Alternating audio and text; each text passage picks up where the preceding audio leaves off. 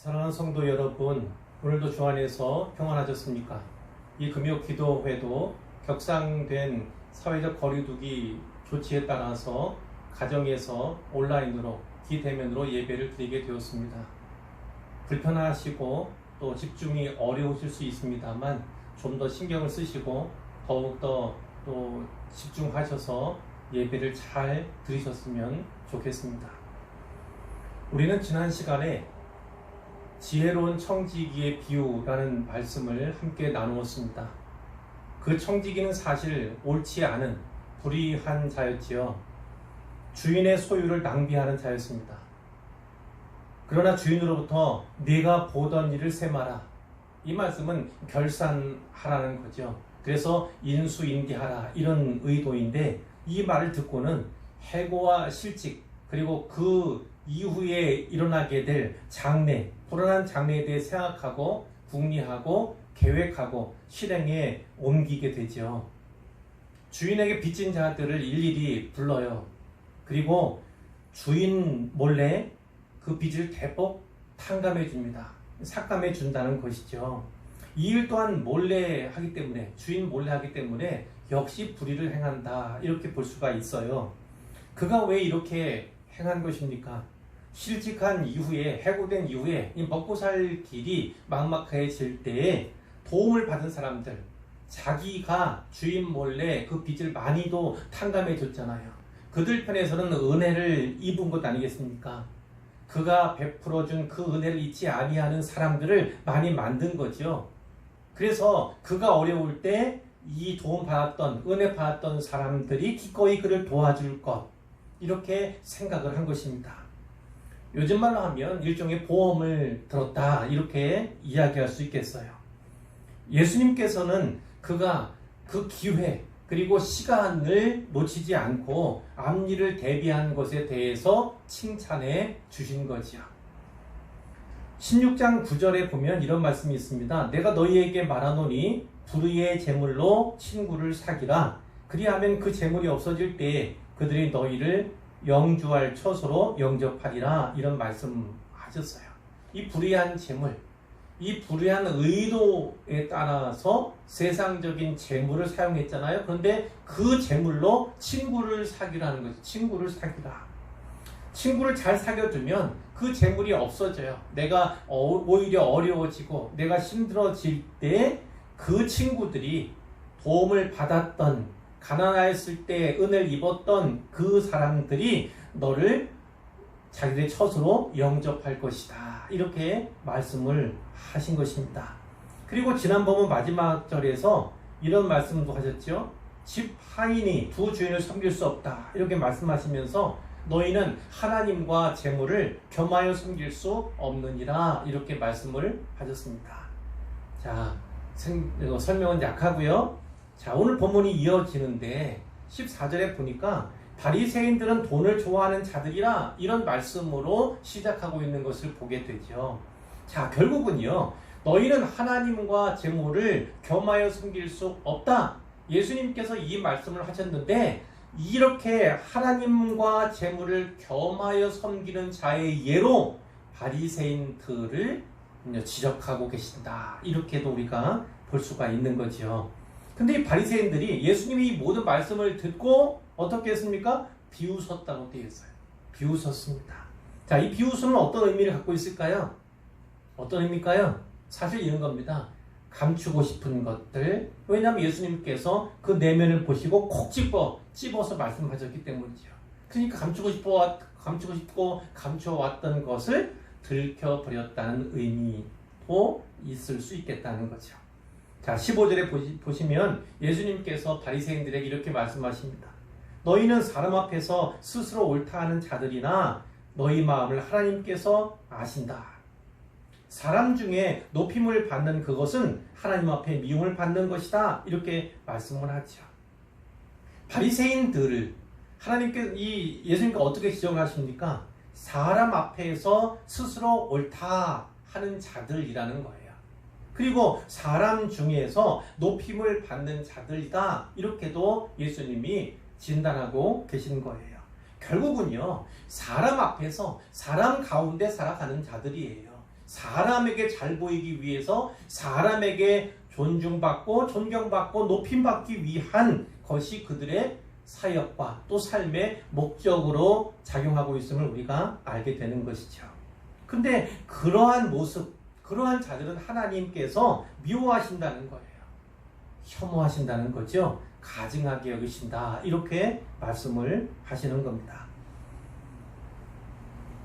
자, 16절에도 보면 예수님 이런 말씀하십니다. 율법과 선지자는 요한의 때까지요. 이 요한은 세례 요한을 말하는 것입니다. 자, 율법과 선지자는 구약을 말합니다. 구약 성경. 그러니까 구약 성경은 또 구약 시대는 세례 요한의 때까지다. 이렇게 말씀을 하신 거죠. 이 세례 요한은 분수령이에요. 분기점입니다. 구약과 신약을 나누는 분기점이라고 우리가 알 수가 있는데, 자, 그 세례 요한 후부터는 하나님 나라의 복음이 전파된다는 거죠. 이 요한부터 시작해서 이 예수님을 통해서 하나님 나라의 복음이 전파되게 된다는 거죠. 율법과 선지자를 통해서가 아니라. 자, 이렇게 하나님 나라의 복음이 전파되면 사람마다 그리로 침입하느니라 이렇게 말씀하고 있어요. 자, 그리로 어딥니까? 하나님의 나라, 곧 천국으로 침입하느니라. 이 침입이란 말을 어떻게 이해해야 되면 간절함을 가지고요, 사모함을 가지고요, 열심을 가지고요, 그 나라, 그 천국에 들어가기 위해서 힘쓰는 것을 말씀하는 것이에요. 예수님께서는요, 이 율법과 선지자, 즉 구약, 이 구약의 말씀을 폐기하기 위해서 이 땅에 오신 것이 아닙니다. 율법을 폐기하기 위해서 이 땅에 오신 것이 아니라는 말씀이에요. 오히려 그것을 성취하기 위해서 오셨습니다. 17절에도 보면요, 그러나 율법의 한 획이 떨어짐보다 천지가 없어짐이 쉬우리라 이렇게 말씀해요. 그러니까 이것은 어떤 의미입니까? 율법의 한 획, 1.1획도 땅에 떨어짐이 없다는 거죠. 이것은 반드시 이루어진다는 거예요. 자, 다른 말로 하면 구약의 모든 말씀은 예수님에 의해서 반드시 성취될 뿐만 아니라 완성될 것이다. 이렇게 예수님께서 말씀하신 것입니다. 그런데 18절에 보니까 그 장가에 대해서 또 이혼에 대해서 또 간음에 대해서 말씀하는 내용이 나와요. 무릇 자기 아내를 버리고 다른 데 장가드는 자도 간음함이요, 무릇 버림당한 여자에게 장가드는 자도 간음함이니라 이런 말씀을 하십니다. 결혼과 이혼에 관한 말씀인데요. 근데 이 말씀은요, 자세히 보면 당시 유대인들의 생각 그리고 바리새인들이 가르치고 주장했던 것, 그 이상이라는 것, 그것을 뛰어넘고 있음을 우리가 보게 됩니다. 예수님께서 하신 이 말씀이 당시에 바리새인들이 주장하고 가르쳤던 그 기준보다 더 엄격함을 우리가 알 수가 있는 거예요. 자, 예수님께서는요, 왜 이렇게 더욱더 엄격한 기준에 대해서 말씀하셨을까 하니 생각해 봐야 되는데요. 그 당시에 사람들은 이렇게 생각했습니다. 여자가 음행한 경우에는 이혼이 허용된다. 여자가 음행한 경우에는 이혼을 허용해도 된다. 이렇게 생각하고 이렇게 여겨왔거든요. 그런데 예수님께서 더 엄격한 기준에 대해서 아내를 버리고 다른 데 장가드는 것만 아니라 버림당한 여자에게 장가드는 것도 간음하는 것이다. 이렇게 말씀을 하신 거예요. 그 이유는 이런 겁니다. 이 당시의 사람들, 아까 말씀드렸죠. 그 사람들이, 특히 바리새인들이 어떻게 또 생각하고 주장했냐면 그 이혼 사유에 해당하는, 말하자면 여자가 간음한다든가 그 사유에 해당하는 자들은 이혼이 성립되도록, 이혼해도 되는 것처럼 이렇게도 가르쳤다는 거예요. 또는 오히려 더 많은 사람들이 이혼을 좀 더 쉽게 생각했다는 겁니다. 쉽게. 그런데 예수님께서는요, 결혼도 그렇고 이혼에 관한 문제도 그렇고 하나님께서 원래 이 결혼 제도를 주신 이유, 그리고 이 결혼 제도를 통해서 원하시는 바, 이런 것을 고려해 볼 때 너희들의 생각은 다르다, 틀렸다 이렇게 말씀하는 거예요. 하나님의 뜻대로 전하는 것이 아니라 너희가 가감한다는 거죠. 뺄 걸 빼고 더할 걸 더하는 그런 모습에 대해서 지적하신 것입니다. 예수님이 이렇게 말씀하시는 거예요. 복음의 시대가 왔다. 이제 복음의 시대가 왔지만 율법의 정신은 여전히 유효하다 이렇게 말씀하고 있는 것입니다. 그리고 이 복음은 율법이 요구하는 것보다 더 높은 기준과 수준을 요구한다 이렇게도 말씀해 주시는 거예요. 그러니까 복음은요 단지 사랑의 법, 은혜의 법뿐만은 아닌 것입니다. 하나님께서 주신 말씀을 더욱더 준행하고 그 말씀대로 말씀 따라 살고자 하는 그 정신이 분명히 있어야만 한다는 것을 예수님께서 말씀해 주시는 것이죠. 이제 19절 이하의 말씀에는 오늘 설교 제목과 같이 부자와 나사로의 비유 말씀이 있습니다. 자, 한 부자가 나오죠. 그 부자는 어떻게 설명이 되고 있냐면 자색옷, 고운 배옷, 뭐 이름만 들어도 값비싼 옷일 거라고 고급 품질의 옷임을 우리가 짐작할 수 있죠. 날마다 호화롭게 즐기는 삶을 살아가고 있었어요. 자, 그런데 또 한 사람이 나오죠. 그 한 사람의 이름은 나사로다 이렇게 분명하게 나와 있습니다. 우리가 아는 나사로와는 다른 나사로입니다.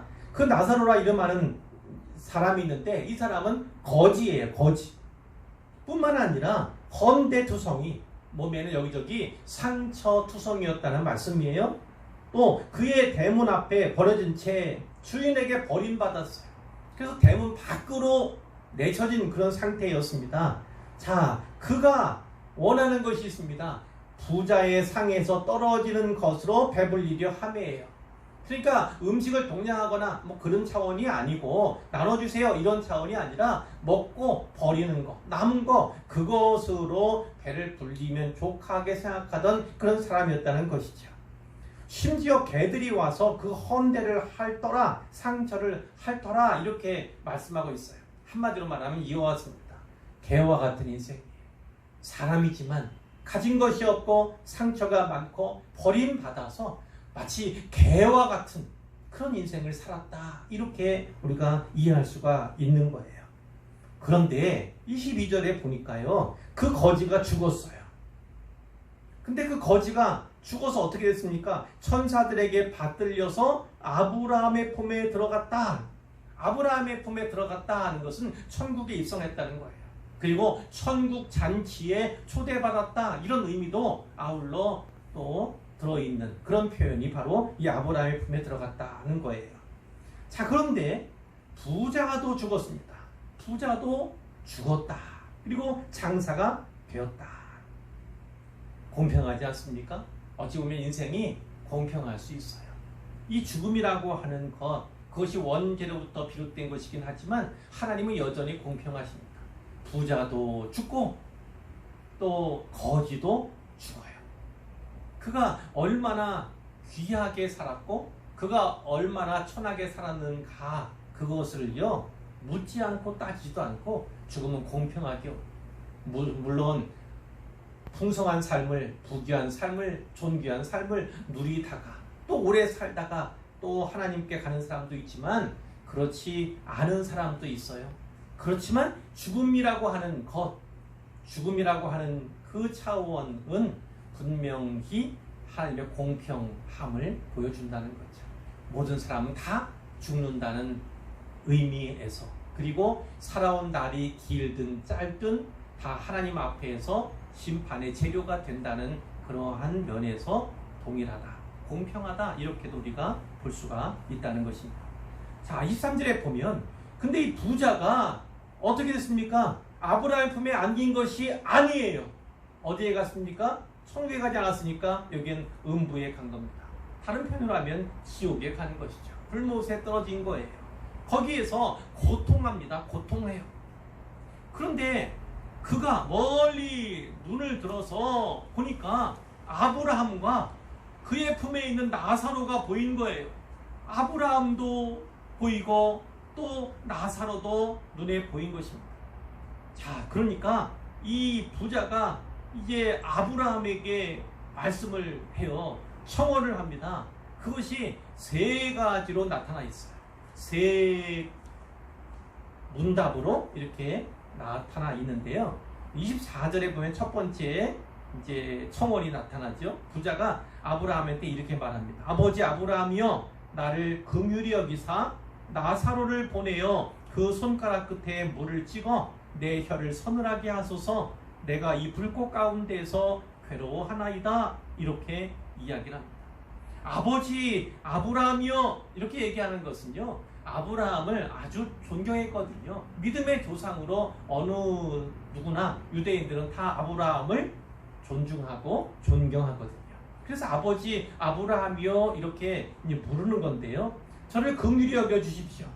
그래서 어떻게 해달라는 겁니까? 나사로를, 아브라함과 함께 있는 나사로를 보내어서 어디에 보냅니까? 내가 있는 이 음부에, 이 불꽃 가운데 그 나사로를 보내달라는 거예요. 그래서 그 나사로로 하여금 그가 손가락 끝에 물을 찍어 약간의 물이라도 내 혀를, 이 목마름을 해결시켜 주십시오. 이렇게 요청한 겁니다. 내가 불꽃 가운데서 심히 괴롭습니다. 이런 요청을 한 겁니다. 자, 물론 생각을 하셔야 합니다.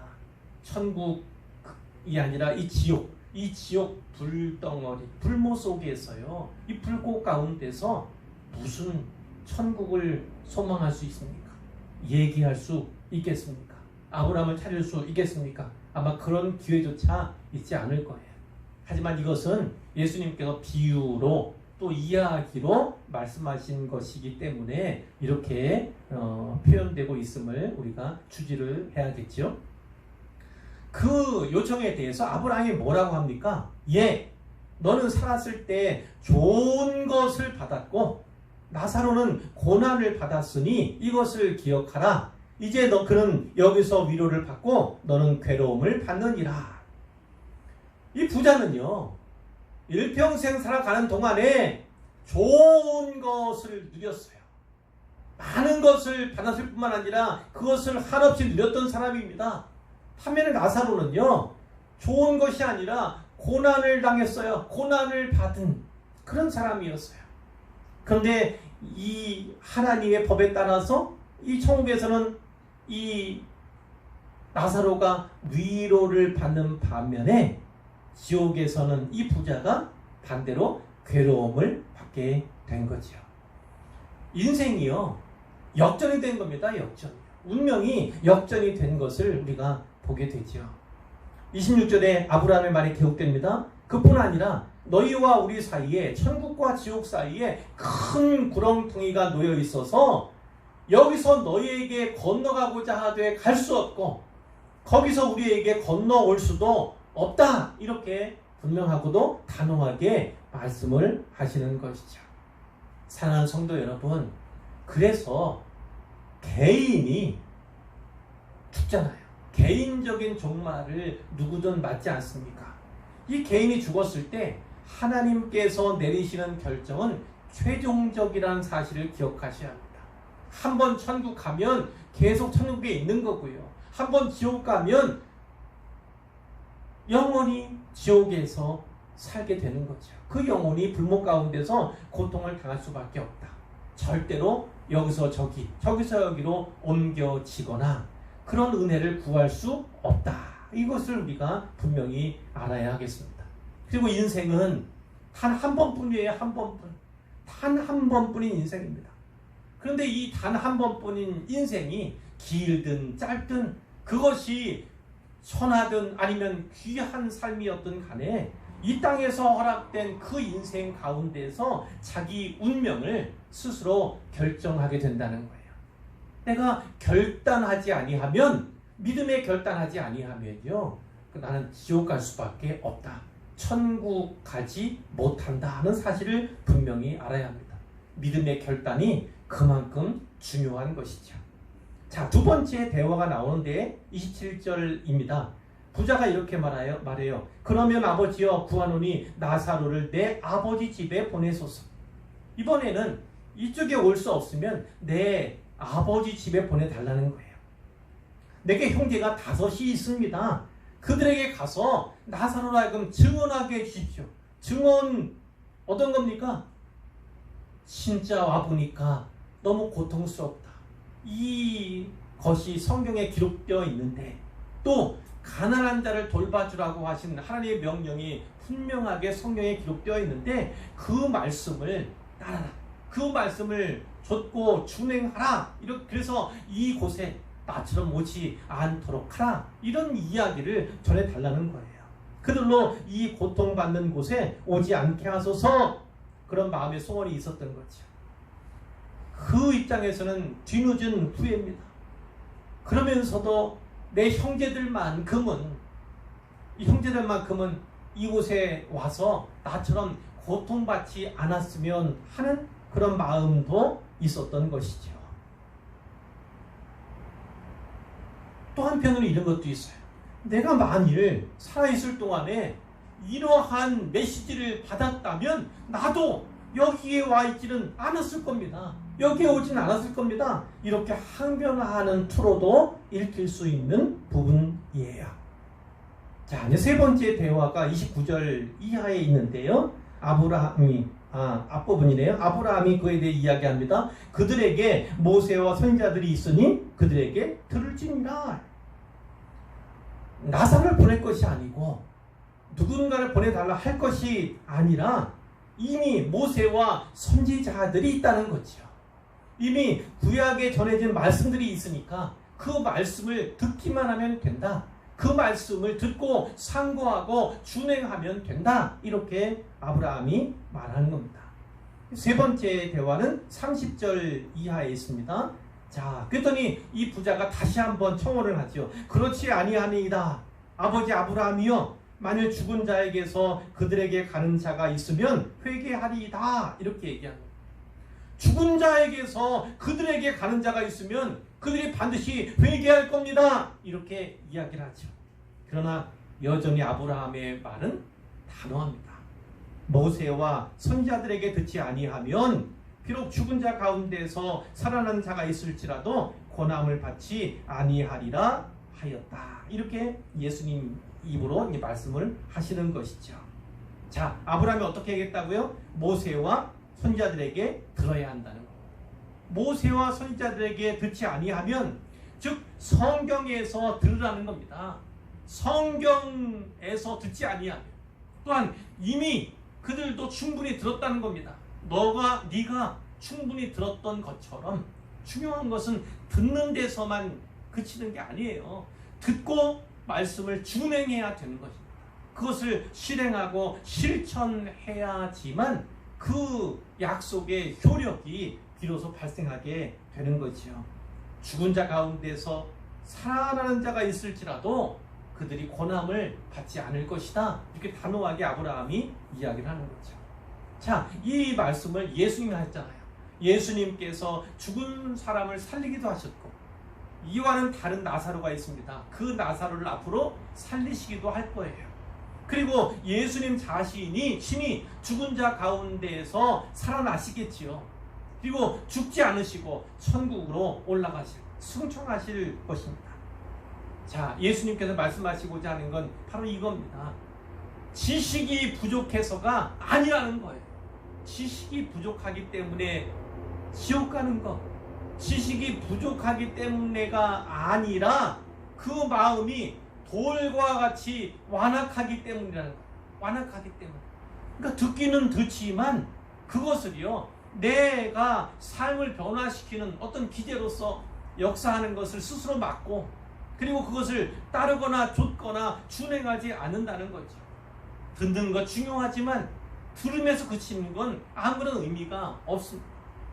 들은 대로 따르고 준행하고 실행하는 것, 그것이 바로 진짜 말씀을 듣고 말씀을 받았다라고 할 수 있는, 말씀을 믿는다라고 할 수 있는 것이 된다는 말씀입니다. 이제 결론 말씀으로 짧게 몇 말씀 드리고 설교를 마칠 텐데요. 자, 이 말씀, 특히 비유의 말씀 보면서 어떤 생각 드십니까? 심판에 대해서. 인생이 종말이 있다. 그리고 천국 가든 지옥 가든 둘 중에 하나는 정해지게 된다. 그러면 이 땅 가운데서 내가 어디에 갈 것인가를 정하고 준비해야 하지 않는가. 그렇게 우리가 도전을 스스로 받을 수가 있습니다.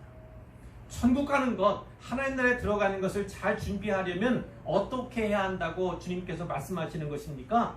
특별히 내가 갖고 있는 소유, 내가 맡아 있는 이 재물, 이 재물에 대해서 좀 더 숙고하라는 거예요. 이 재물, 이 물질, 이 돈, 이것은 하나님께 나에게 맡겨주시는 것이고 위탁해 주시는 것이라는 겁니다.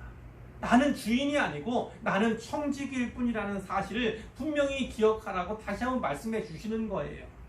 청지기라면 어떻게 해야 합니까?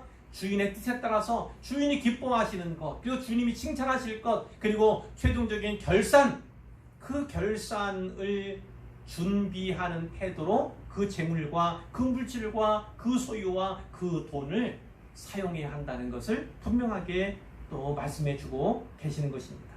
사실 이거예요.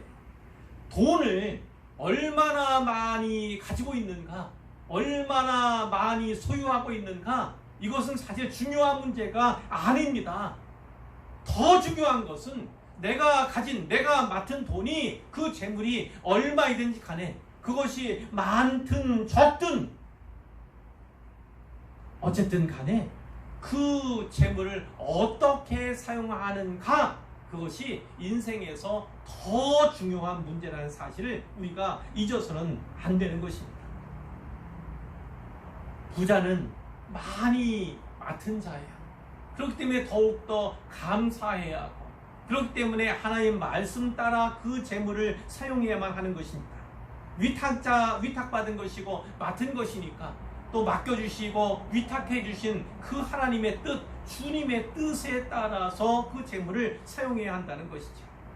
그렇기 때문에 부자는 나사로에게 먹을 것을 주었어야 하고요, 그의 상처를 돌봐 주었어야 하고요, 버림받은 그의 마음을 어루만져 주시고 위로해 주었어야만 하는 거죠. 그러나 이 부자는 그렇게 하지 않았어요. 가진 것이 많이 있지만, 충분히 도울 수 있고 섬길 수 있었지만 그렇게 하지 않았습니다. 그 많은 부를 오직 자기 자신을 위해서만 사용한 사람이 바로 이 사람이에요. 재물과 물질과 돈 그 자체는 중립적이라고 말씀드렸어요. 그것은 악한 것이 아닙니다. 하지만 그 물질을 이기적으로 사용하는 것, 이기적으로 또 마음 먹는 것, 그것은 악한 것이고 그것은 죄로도 나아갈 수가 있는 것이죠. 그 많은 재물 가운데 일부, 극히 일부라도 그것을 헐어서 나사로를 돕고 그를 섬겼다면, 그래서 그를 친구로 섬겼다면, 친구를 만들었다면 그의 인생은 달라질 수 있었을 거예요. 오해해서는 안 됩니다. 거지니까, 가난한 사람이니까, 연약한 사람들은 다 천국 가나 보다, 이렇게 생각해서는 결코 안 되지요. 그런 말이 아니에요. 나사로는요, 하나님이 도우시는 자라는 의미를 가진 이름이에요. 예수님께서 이 비유의 말씀 가운데 나오는 인물, 등장인물 이름을 나사로 콕 집어 말씀하시는 것은 하나님이 도우시는 자라는 그 이름의 의미가 중요하기 때문이죠. 예수님께서 이러한 이름을 붙여주신 것으로 보아서 이미 하나님과의 관계가 바르게 되고 그 하나님과의 관계가 가까운 사람임을 청자들로 하여금 이미 알게 하는 장치라는 것이죠. 하나님을 경외하는 자였기 때문에 그가 아브라함의 품에 안긴 것이지, 그가 거지였거나 그가 연약한 자였거나 혹은 버림받은 자였기 때문에 천국 간 것은 아니라는 사실을 분명히 알아야 하는 것이죠. 사랑하는 의왕소망교회 성도 여러분, 이런 도전을 받았으면 좋겠습니다. 우리 집 문 앞에 혹은 우리 교회 밖에 이런 나사로와 같은 사람은 없는가를 좀 살펴보았으면 좋겠어요. 우리가 돌보아야 할 사람들은 없는가, 그것에 대해서 좀 더 좀 더 생각하고 마음을 쓰고 그리고 하나님께서 우리에게 맡겨주시고 위탁해 주신 것을 베푸는 그런 우리의 삶이 되었으면 좋겠고 그런 교회가 되었으면 좋겠습니다. 그래서 하나님의 마음을 흡족하게 해드리고 교회의 됨도 이 세상 가운데 충만하게 풍성하게 드러내는 우리 교회가 되기를 주님의 이름으로 소원합니다.